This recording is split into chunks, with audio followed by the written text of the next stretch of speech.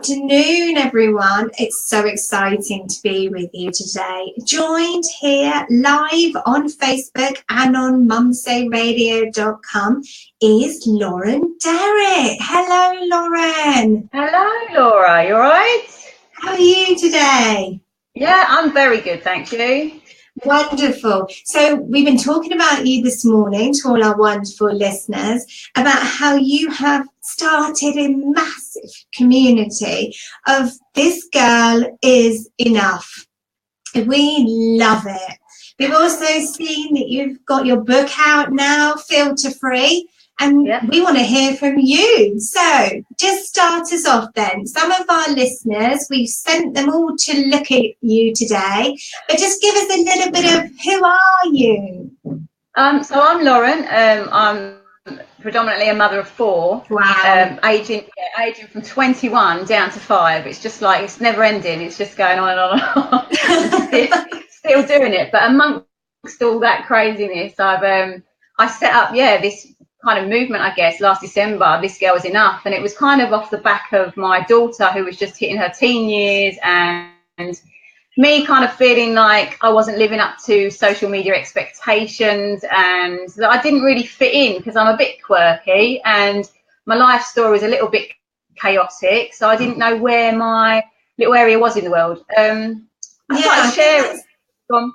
No, I'm just saying that I think a lot of people really understand that, feel that with social media, it is a bit, picture perfect. So I think that's why so many people have got behind you. But what was the one thing that made you think, right, that's it, I'm going to put myself out there?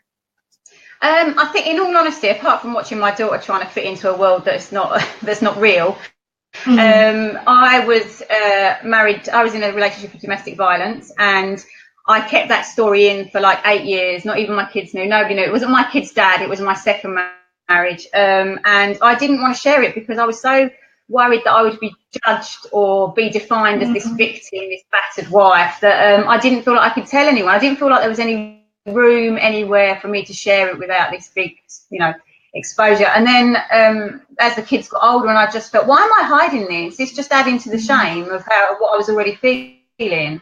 So I put it on Huffington Post, my story. I told my kids and I put it on Huffington Post, and then women just started emailing me in droves. And it turns out that every woman's got a story that they don't want to share, like in the social media world, because they're going to stand out. They're not going to fit in, and the stories might look a bit ugly for this really image conscious world that we're living in. So the stories just kept coming in, and I thought I need to just collate a book out of them, and went forth. Done it. Yeah, and that's where Filter Free was born, which has been a massive success. And I see it's actually sold out today on Amazon. Yeah, I know. It's still a little bit crazy. Wow, it's amazing. You must feel really proud. Do you know what? I'm really proud. I'm really proud that I went forward and declared mine, because once you free these stories, once you say, right, this is me, I'm not hiding anymore, and I'm not going to feel shameful for the experiences that I've gone through in life, because this is what life looks like. It's so freeing. But I'm actually really proud of the women. I mean, I'm quite, I've always blogged, so I've always been quite open and exposed quite a fair amount of myself. But for the women that came forward with their stories, I was so proud of them, because it really was the first time that they'd ever exposed themselves at all, their lives. Absolutely.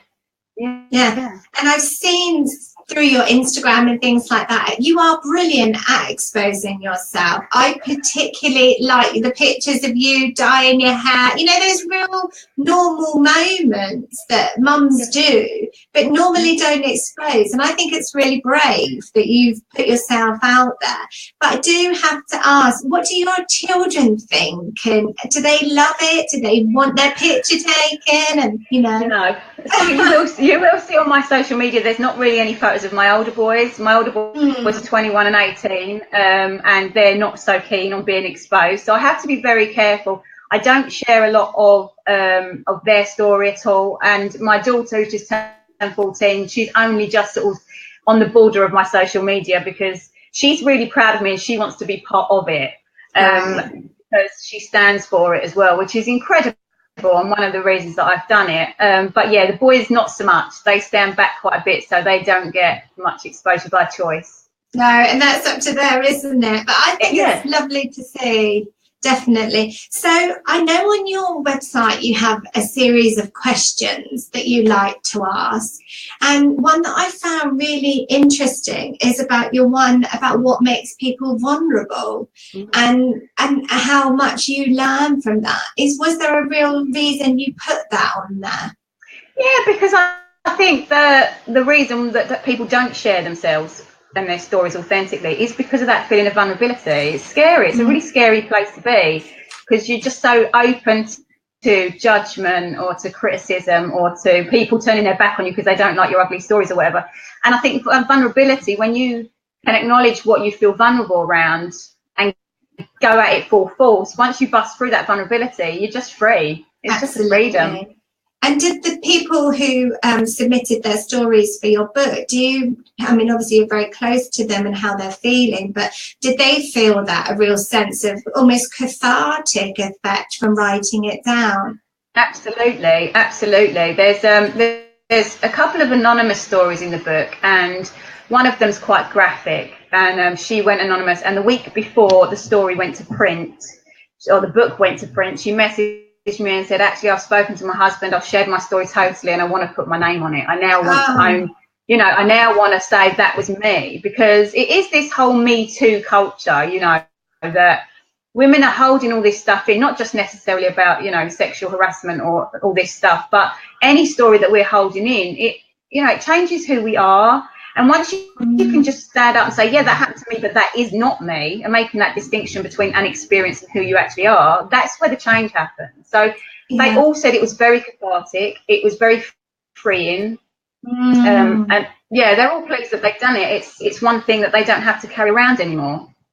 Yeah, and I love the fact that actually it shows other women that we all go through journeys and also come through the other side, and the braveness that we have. And I like that it's a collection of women sticking together and being together and doing this project. And I'm looking through, when I had my book launch last week, there's a bit of noise on the line, is that all right? Yeah, it's fine, don't worry. When I had my book launch last week, some of the women, I had it in Foyles in Chelmsford, locally to where I live, and some of the women who had submitted stories read a part of their story. And I had women coming up to me, there was about 70 women that came to the launch, and women were coming up to me saying, 3 of those stories resonate with me. Wow. There's the stories in the book are really varied. They cover a lot of different topics. So there's going to be a story that every woman will understand or will have inside of them. And it kind of gives them permission to say, actually, look, you wouldn't look at her and think she's such and such, drop the judgments and just unashamedly own your story. It's not you. No, absolutely. And you mentioned, you touched on that social media now is so picture perfect, and we know that people just put on their pictures in their best clothes, best makeup, kids being immaculately behaved, and I know it's not real because my kids don't do that all the time. They certainly don't look like that. But what do you think we need to do to make more people aware? I know you're making massive strides, but what can we all do? I mean, as far as the slummy mummy thing goes, I think that the motherhood has got quite a good movement going on at the moment, with just being the mum that you need to be, and fish fingers aren't a bad thing.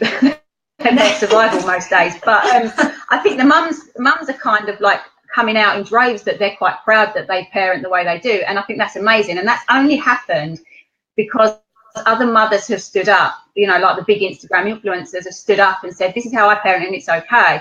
Women need to now do that for women, not just for mothers. But I really feel like the mother movement is way underway now, with being able to be who they all authentically are. But women need to also stand up and do the same, and I think we do that by connecting, definitely by connecting to other stories, and by being honest. I like sacrificing yourself a little bit.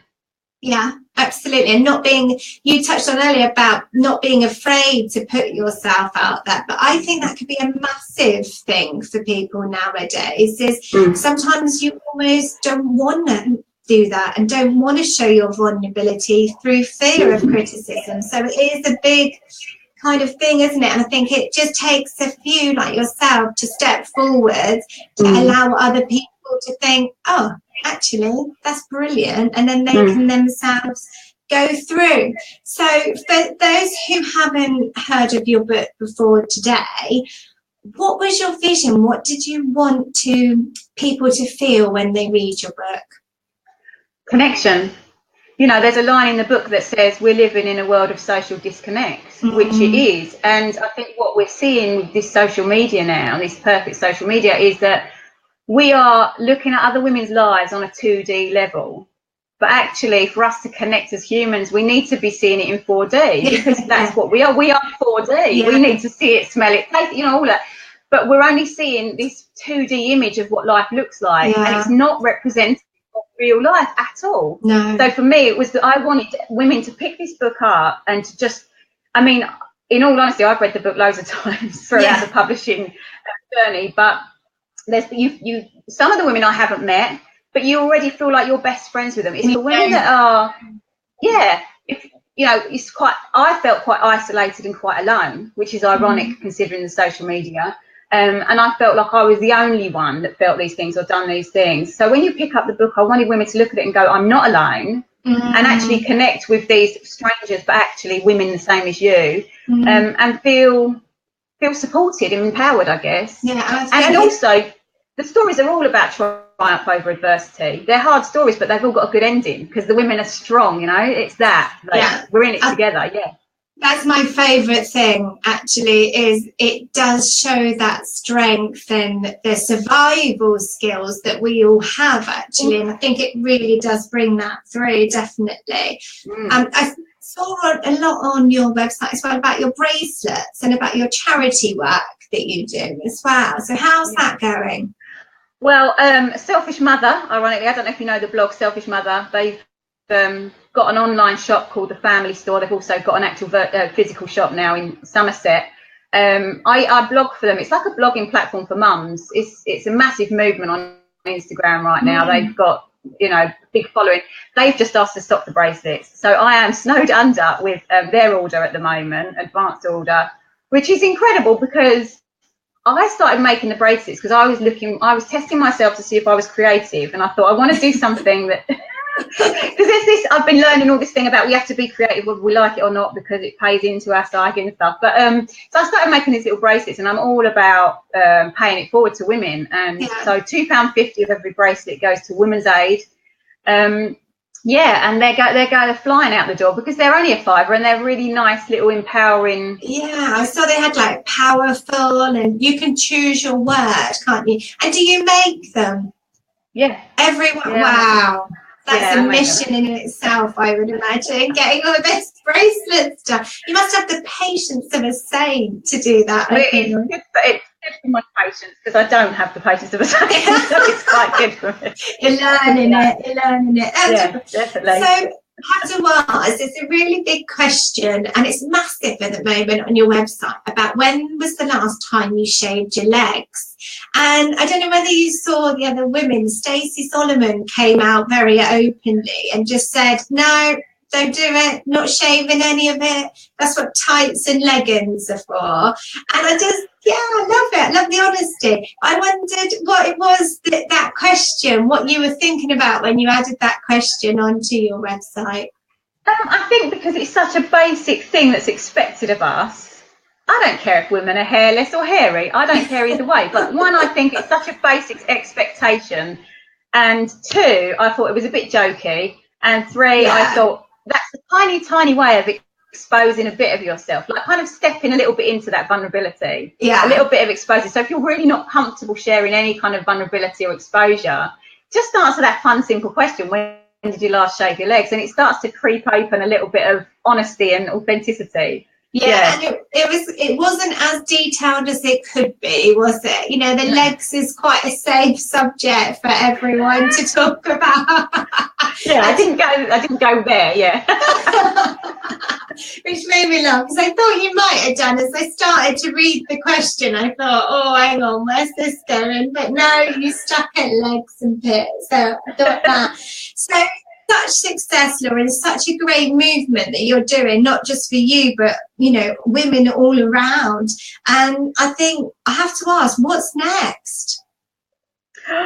I think next is, so the book I've kind of seen as a bit of a calling card to the movement. So rather than it being about selling books, it's about, this book tells you what I'm trying to achieve. Yeah. So now it is like literally just shouting from the rooftops and just keeping the momentum going and trying to spread the message, and also just trying to gently tease women into the idea that they might want to come along as well and, you know, start sharing, which I understand is hard for some people, I really do, but the freedom that it gives you on the other side is well worth the risk, I think. Well, I think you're going to have them following you in absolute droves. Talking to you today and seeing all the stuff I've done researching you over the last couple of weeks, I really feel that we're ready for this. I think people are crying out for someone to represent them in a way. And I watched an interview with you the other day, and it was saying that actually you're vulnerable about being the leader, which I found really interesting. Yeah. Oh, was that a podcast? Was that the podcast with Ella Accent? Yeah, I did. I find that, like, you know, I get a lot of women saying, oh, you're inspirational, or, oh, you know, using me as a bit kind of a benchmark. That's where my vulnerability is, because I don't want to be stood apart from women. I want to be in the crowd, in the mosh pit. I want to be alongside them holding hands. I don't want to be an aspiration. I want to, you know, that's not why I'm doing this. I don't care for hierarchy. I just, let's all go together, you know. Yeah, I think you're very humble, actually. I do, because I think you're doing is fantastic, and you are stepping forward, which is brilliant. And I think maybe see it that you're stepping forward and everyone's just stepping forward to join you in a way. But I think talking to you today, you are an inspiration. There's no doubt about that. And anyone who looks at your stuff, and anyone who's brave enough to put them dyeing their hair and hairy legs and all sorts out there in social media gets absolute props from me. So it's been a real pleasure talking to you today. Just let all our listeners know how they can find you after today. Well, I'm all over social media as This Girl Is Enough. My website is thisgirlisenough.co.uk, and I've also got an amazing Facebook community group which is incredible, and it's growing daily, although I had to have a bit of a cold because it was getting out of control. A really strong support group, no judgment, just women supporting, listening, sharing. We Are Enough, that group is called. So that's a really great place to come. I'm very active in that group. And are they going to have more books on Amazon? I mean, I know you can still get it on Kindle via Amazon, but is there another way to get your books? Yeah, they can get it through the publisher, Silverwood Books. It's on there. I think the Amazon sold out thing is just because it's only been on there a week, and I think they underestimated how many copies they would shift. Oh, shame on them. Exactly. Never underestimate a woman. Never underestimate a woman on a mission. No. So I imagine they'll be back on pretty quick, but there'll be a link. If you go to my website, there's a link through to my publishers on there, so they can get it straight from them. Perfect. Can't wait. I need to read the whole thing now, and I think after listening to this, everyone else will be agreeing with me. But thank you so much for taking the time out of your busy day to join us, Lauren. It's been an absolute pleasure. And thank you. I'll pop all your links on so that everyone can get in touch with you as well. But from today, we're going to say goodbye. So thank you so much. Bye. Oh, thanks so much. See you later. Bye. Bye.